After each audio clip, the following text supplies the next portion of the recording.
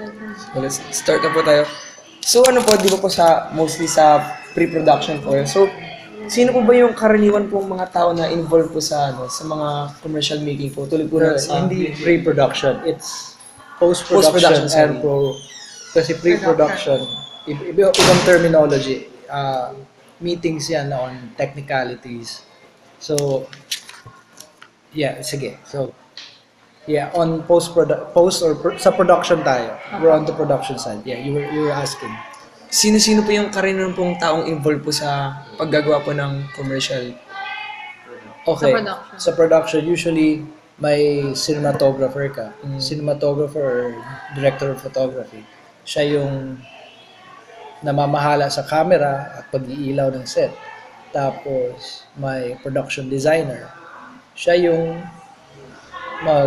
gumagawa ng set. Kung saan kayo yung magsushoot. Kung anong eksena, design, kung anong elemento siya bahala doon. Then there's the assistant director. Siya naman yung magko-coordinate with the talents. So anong gagawin nila, anong klaseng acting ang required. So those are the three major key players Production. in the set, yes.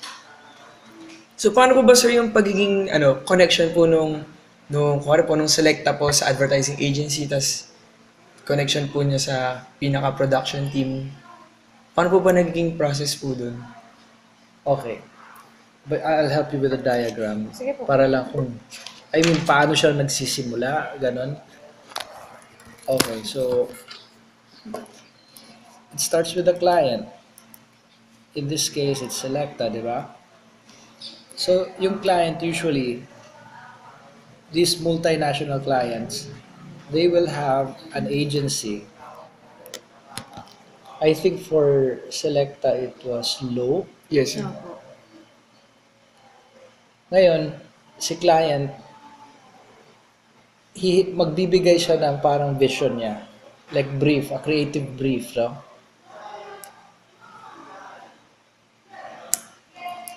Dito kay agency, magbibigay siya dito kay Low. Na, kailangan namin tong ibenta tong produkto na to sa mga teenagers. Magbibigay sila niyan, creative brief yan lahat. Tapos ngayon, si Low, magbibigay sila ng concepts kung paano siya ibibenta. Na, eto yung concept, eto.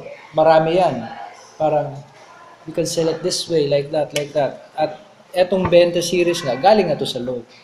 And syempre, kung matipuhan ni client, okay to, edi go. Then agency will get a producer to hire the people to shoot the concept, the storyboard. So may storyboard na dito. So maghahanap na si producer.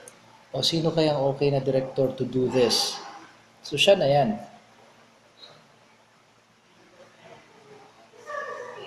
Siya na maghahanap niyan. Through prod houses. Marami yan eh. So magbo-broadcast yan si producer. May board tayo dito. We need Direk Henry kasi magaling si Direk Henry, yung edge niya is on humor, on storytelling. So, baka pwede to. Yan. So, ganyan na yan. Diyan yan nagsisimula. Ito yung basic flow of it. So, may storyboard would come from agency. Then this storyboard will be distributed to the directors. At kung ma-award ko nga, dito si Direk Henry Frejas, di ba? Si Direk Henry, titingnan niya anong magagawa niya to improve the storyboard. So, dun mo malalaman din hindi lang na as is yan kukunin ng director. So, from there, si Direk Henry na magsasabi kung, etong DOP yung gusto kong katrabaho, PD, AD, so, medyo ganyan yung flow. So, magsisimula talaga yan sa client. Si Selecta. Oo. O kung sinari, di ba, si SM, ganyan. Mangyayari yan muna sa kanila. Bali po sir sa process naman po nung sa pinaka-production. Saan po, ano po yung mga kasama sa sa process po ng production na po ng mismo ads. Okay, pag production na, nandito na, no? Ituloy ko lang to. Sige. So, nandyan na, nakahanap na tayo lahat. May DOP na, may PD, may AD. So, nandyan na sila lahat. Na-approve na lahat. Gagawa na tayo ng commercial. Ang unang mangyayari niyan, magmi-meeting with the agency. Hi, Owie.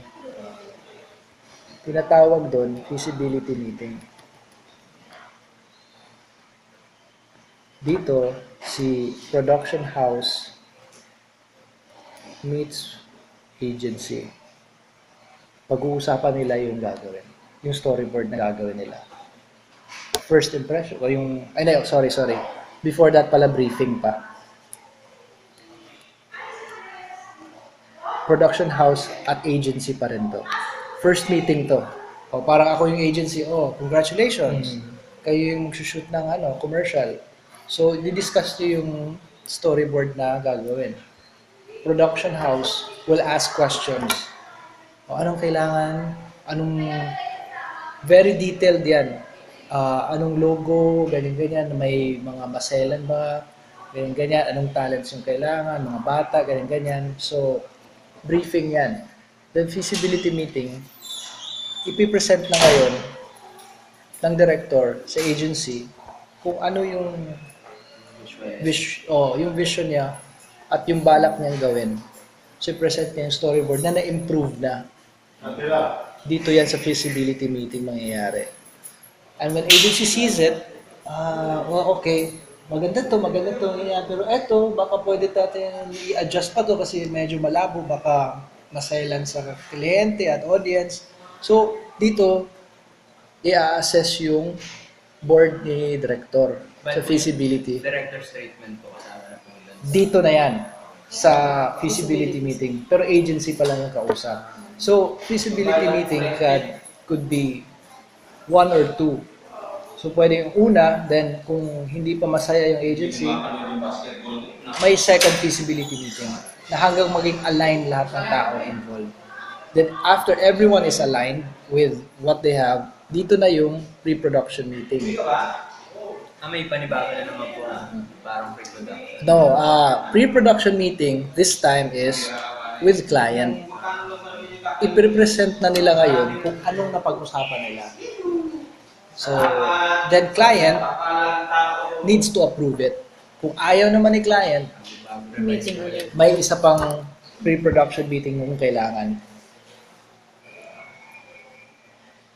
So, imagine mo yan, after briefing, a director should make a storyboard to present agency. So, ilang days yan. Hindi pwedeng papetiks-petiks ganyan. Kasi, time usually, may deadline yan lagi. So, this can't be too far apart. Pwedeng after briefing, after 2 days, or after a day, you go feasibility. After another day again, just enough time na pero nagawa ko na to, nasunod-sunod to lahat. 1 day after the next. So katabi mo na yung storyboard. Basta depende yan, didiskartehan mo talaga yan. But I'm just giving you an overview here on how it is. So isang project lang yan. Imagine if you have 2-3 projects kasabay. So ilang araw yan. The commitment, the time, hindi siya, sabihin, maraming nagsasabi, doon tayo sa advertising, tayo na daming pera, ganyan, sarap ng buhay. Believe me, unang sinabi sa akin ni Direk Henry when I wanted to go in, siya yung nagpasok sa akin, sa advertising. Jason, kung pera habol mo dito, hindi ka tatagal. It's just that I have a passion talaga din on filmmaking. Yun yung gusto ko talaga din. So, kaya niya ako ginabayan. So, yan. This is not a joke. Then after shooting, during shooting pa, ibang klaseng, after pre-prod kasi, tsaka na kayo mag-shooting.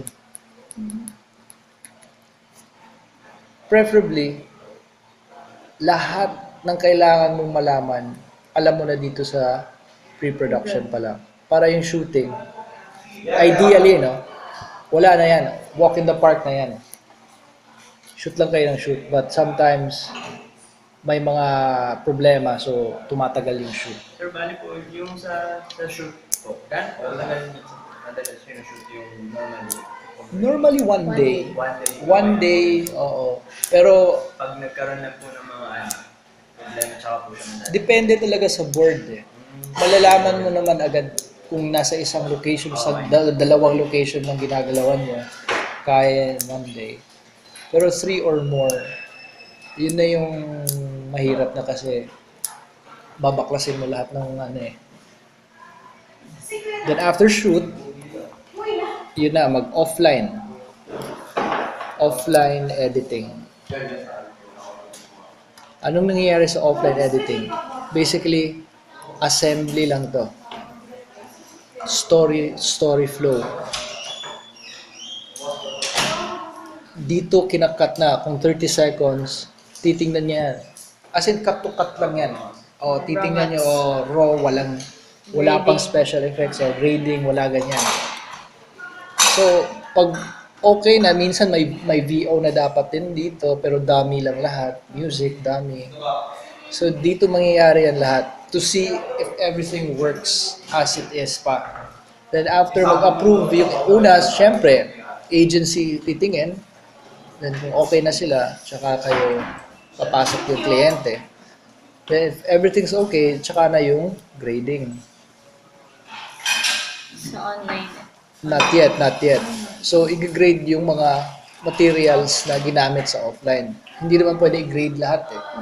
Kasi that would take time. So, after grading, usually agency lang yung sasama sa'yo dyan eh. After grading, yun na, yung kung may graphics, magpe-pre-work, yun, eto na yung mga CG, animation, then tsaka na yung online. Then online, syempre, tapos na yan dyan. Assembly na yan ng mga ginawang CG, graded materials, and syempre yung audio, dyan na yung mangyayari lahat. Sir, dun po sa may pre-production meeting, balik lang po sa sino po yung parang may say po dun? Sa pre-production, yung kliyente na. Yung kliyente po. Yung kliyente. Syempre, pero give and take yan, parang kung may comments, ganyan, syempre, you as a director, kasi ikaw yung nagbigay ng mga sabihin mo bakit mo ginawa yun. Tsaka Then po, kung, agency meron din po. oo, but during pre-prod, yan eh. Kasi may blessings na yan sa agency eh. So it's your show. Ikaw na mag-aan yan. Parang, kasi dito na kayo nag-usap sa feasibility eh. So, pagdating sa pre-prod, ikaw dumipensa niyan. Siyempre, nandiyan naman yung agency, no? Pero, tutulungan mo na yan dyan. Kasi kliyente na yung kausap niya. Bali po hanggang doon po sa may editing, na lang po, yung production team, tsaka client, sila na lang po yung nag-uusap. Hindi. Dito, nandyan pa rin yung agency. Agency will always be there all throughout. Actually, this is our setup here in Manila. This flow. In regionals, like in Bangkok, in kailan saan ba? Sa Europe din yata yung yung mga ibang sa Japan siguro parang hanggang shoot lang si director. Hanggang shoot lang siya. Ang post-prod. Post-prod, si ahensya na yung hahawak dyan all throughout. Minsan pwede naman parang especially now, email lang, pa-check, ganyan. Pero that's their setup. Parang dito ka lang kailangan to visualize what you can do with the board. Then after that, sila na mag-execute. Sa atin lang yan dito. Pero nagiging na siya eh. Parang ina-adapt din siya ng ibang bansa. Sa Vietnam, they want that also eh, na nandun ka lagi all throughout. Kaya kung magkakatrabaho ka dun, tali ka dun for like 2 weeks, gano'n.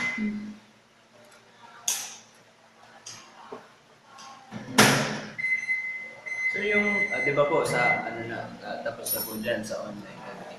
Paano po nila Nilalabas. in-evaluate po bago po ilabas yung yung ano, Okay. In some companies, I think P&G or Unilever, kahit dito pa lang sa offline, medyo yung pwede na, di ba? Hindi pa graded. Kukuha sila ng copy from Broadhouse, then papatest nila. Or kahit yung iba nga online talaga eh. Parang FGD yung tawag nila dyan eh. Oo. Discussion. Yes. Na may kukuha rin sila, then kung magtaas yung rating, they will air it. bali sino po yung nag-administer po ng evaluation? Ay, hindi ko na alam. Yung client. I think client side, they have a arm to do that.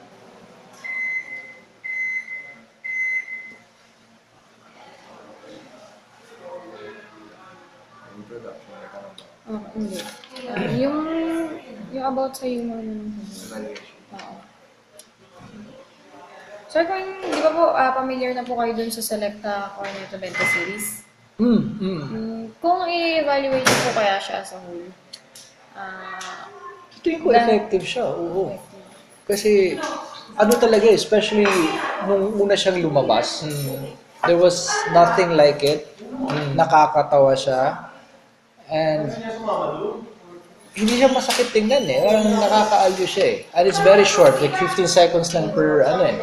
So, para siyang joke time, knock-knock joke talaga na, oh okay, tapos. So, natuwa ka and it leaves a good impression to the audience. Hindi siya nakakairita. I think it's really quite successful. That campaign, yes. pero yung huli po ngayon, napanood niyo pa, mula po nung napanood niyo siya nung una hanggang ngayong huli, iisa po yung yung Rating niyo. rating po para sa inyo. Or Hindi ko ata napanood yung latest. yung po yung Ubebe love ko. ni jingle na sila yung bebe. Ubebe. Parang ganun. Yung Wala balon kayong kopya dala. Pero, Sir, bali po ang ano lang po natin. Yung, di ba po, ang tagal na po niya nag-air. From almost 5 years. 5 years na. 2008 to 2014 po yata siya. Parang sa tingin niyo po, pwede ba po siyang tumagal na magiging ganun pa rin po yung effect sa tao? Kasi po, di ba po yung pattern po niya, parang isa lang po yung pattern. Naiba lang po yung situation. Kayo po, bilang director po ng mga commercials. Pwede. Sa tingin ko pwede. Pwede pa siyang tumagal. Pero kailangan medyo, it has to give something new. Parang may, kasi ngayon parang nakapako pa yung structure niya na pareho pa rin.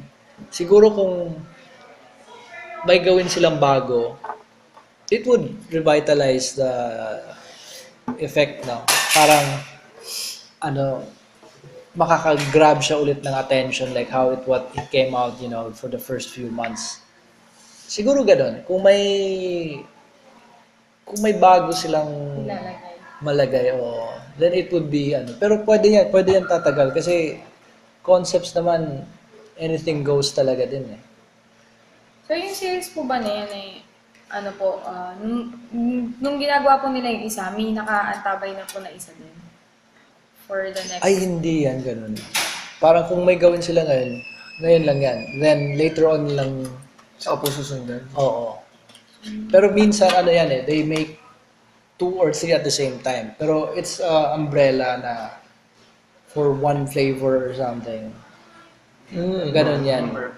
Oo. Parang malalaman mo naman sa kung anong flavor siya nakakabit yata. Oo. So, ganun yan. By batch yan ganun. Hindi siya na para naka-stack up lang ganun lahat. Hindi naman. Sa tingin niyo po, sir, ba't po kaya nagiging effective po yung pag-atake po nung Cornetto commercials po niya? Dahil po ba sa humor element? Dahil po ba sa parang Definitely sa tingin ko dahil yung humor. Humor po, yung number humor, one. oo. Tsaka to compare yung 20 kasi yung 20 pesos, parang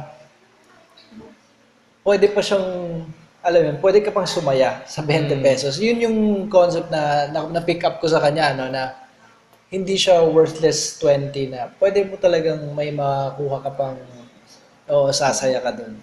So, in that sense kasi parang okay siya na approach to for a joke. Sir, kung kayo po as a director po, kung papalitan po kaya ng treatment, di ba po, tayo po kung hindi po humor ang gagamitin treatment, pero same na concept pa rin. Sa tingin niyo po, mag-work po natin. Hindi yata. Hindi talaga eh. Parang yung concept na yun, pang talaga yun, pang joke time lang talaga yun. Hindi. Hindi talaga. Kahit na gawin mong horror, nakakatawa pa rin siya eh. It's built that way. So, in that sense, parang ang galing ng agency to have come up with that. Yeah. So sa tingin niyo, kasi po, napansin niyo po namin sa commercials po na hindi po nagpapalit po ng shirt at bukod po doon, hindi po nagpapalit ng model po mismo yung pinaka-commercial. Meron po ba yun, meron po ba yung natutulong sa pagiging effective po ng susunod po na commercial? Sa tingin ko, kasi ang lakas ng recall eh. Yan yung sadya doon eh. Kaya hindi siya pinapalitan, the same shirt, same guy. Para pag makita mo siya agad, Siya na po si Cornel. kaagad you know what to expect and you know, alam mo yun, yan yung sadya doon para may recall talaga. More than anything, sa tingin ko lang, kasi I wasn't involved to discuss with this concept with any the agencies. So, yun, I think it's for the recall purpose. Paano po kaya para fina-find ng mga Pilipino na humorous po yung isang bagay or yung isang example? Ay, parang kung po sir, kaya po di ba, nagda-direct din po kayo ng commercials. Yeah. Ano po kayang yung mga klase ng commercials na mostly tatangkalikin po ng mga Pilipino? Parang puro po ba nakakatawa lang? Parang po gano'n. Dito po sa Philippines. Oh, it would help. It helps, lalo na yung humor. Pero yung, I think more on humor that they can relate to. Not a humor from Saturday Night Live, not from Colbert or na nakikita lang natin from America. But it has to be humor based on our culture for the greater audience to comprehend and find it funny. Kasi kung dun ka sa The Simpsons, ganun klaseng wala kang mapapatawa dyan eh. I mean, syempre tayo mag-gets natin na kasi we're exposed to that. Pero think of Class C, Class D. Wala silang access dyan or wala silang ganang panoorin yung mga yan. So, hindi na maintindihan yan. So, kailangan mong magbigay ng joke na gets nila. So, ano yun? You have to tap that. For me, I grew up kasi na cinema house sa probinsya. My family owns the movie house. May 3 movie house kami and one of that movie house exclusively shows Filipino films. So, yan. Grabe yung education ko on Tito Vic and Joey, Dolphy. Yan yung kaya gets mo magigets mo kaagad eh. And I'm sure Direk Henry, yan yung mga pinalakihan namin ng mga klaseng And even up till now, ang lakas pa rin ng humor na yan. Especially, di ba, yung Private Benjamin, gano'n. Nandun pa rin yung humor na yan eh. Na, slapstick ba? Or pero it's very Pinoy eh. So, ganun. Ganyan yung pag-atake mo rin sa when you're gonna produce something. It has to be relatable. Something relatable and universal. So, yan yung mga key elements for me lang to look out.